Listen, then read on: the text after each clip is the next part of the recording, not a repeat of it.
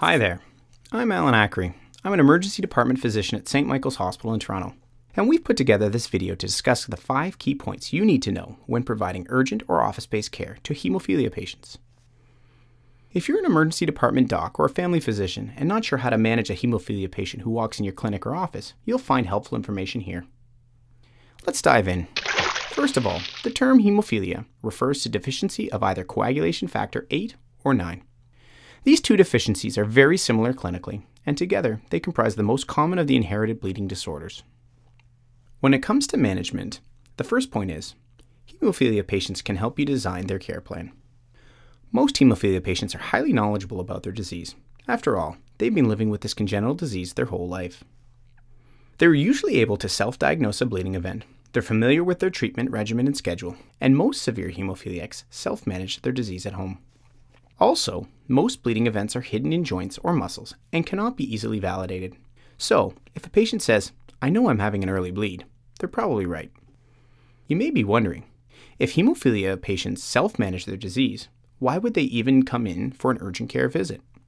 For starters, not all hemophiliacs have been trained to do their own infusions at home, so they may come in needing factor replacement for a typical joint or muscle bleed. Others may need treatment for an exceptionally severe bleed or after an accident or trauma. So there are hemophilia patients out there who need your care, and often they can help you design that care. The second point is, don't delay treatment by doing lab work and imaging studies.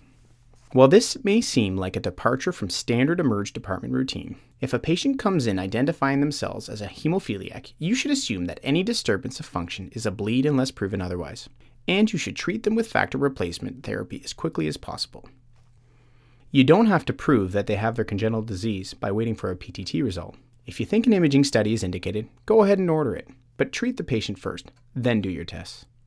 The longer treatment is delayed, the greater the morbidity and the worse the outcome. So focus on treatment, not investigation.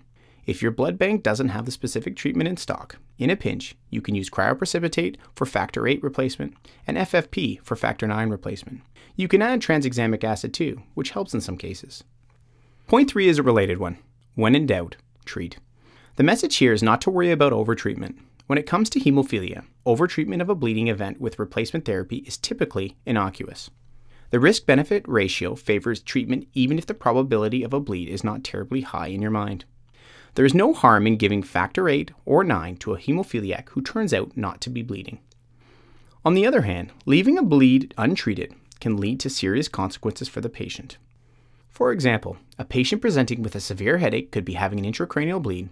A large muscle hematoma can cause nerve or vascular compression, and even a few bleeds into a single joint may eventually lead to crippling arthritis requiring surgery.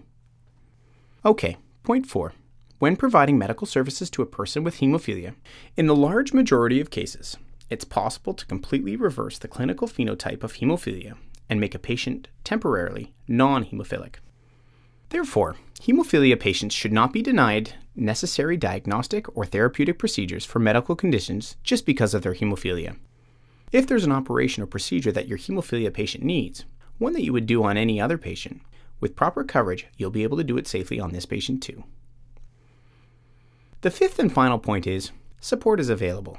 Any hemophilia patient who comes to you is most likely registered with one of Canada's 23 hemophilia treatment centres. They usually carry a hemophilia ID card that contains the contact information of their home hemophilia centre.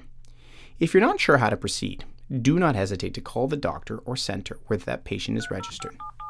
The patient may also show you a quick reference guide developed in conjunction with this video that summarizes the key points covered here. You can also go to the website of the Association of Hemophiliac Clinic Directors of Canada and click on the members list.